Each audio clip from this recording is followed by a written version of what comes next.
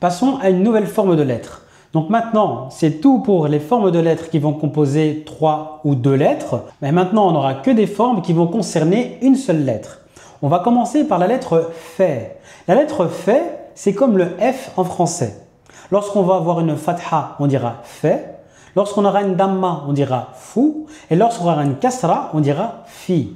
Au niveau de son écriture, on va partir au-dessus de la ligne d'écriture, faire une boucle qui redescend sur la ligne d'écriture et lorsqu'on touche la ligne d'écriture, on va longer la ligne d'écriture et légèrement remonter. Vous remarquerez que je ne suis pas descendu en dessous de la ligne d'écriture, je ne l'ai pas traversée. Ça, c'est la lettre Qaf. Les deux lettres ont bien des caractéristiques différentes lorsqu'on va les écrire. Donc j'espère que la lettre F n'a plus de secret pour vous. On va partir sur la lettre Qaf. La lettre Qaf est une lettre qui est emphatique.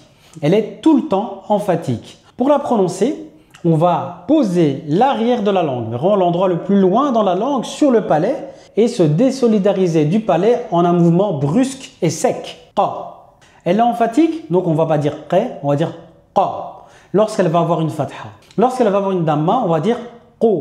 Lorsqu'elle va avoir une kasra, on va dire Qi.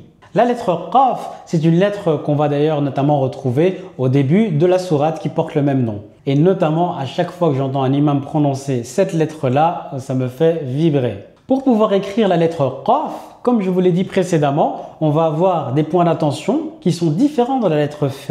On va vers une boucle qui est au-dessus de la ligne d'écriture, mais maintenant on va traverser la ligne d'écriture, remonter, et lorsqu'on touche la ligne d'écriture, on a terminé l'écriture de la lettre. C'est une lettre qu'on ne va pas écrire au-dessus, ni en dessous complètement de la ligne d'écriture, mais bien traversante. Nous voici à la fin de cette vidéo. J'espère que ça t'a donné envie de te lancer dans l'apprentissage de la langue arabe ou si tu y es déjà, à mieux la comprendre. N'hésite pas à liker, partager et t'abonner et à bientôt pour la prochaine vidéo.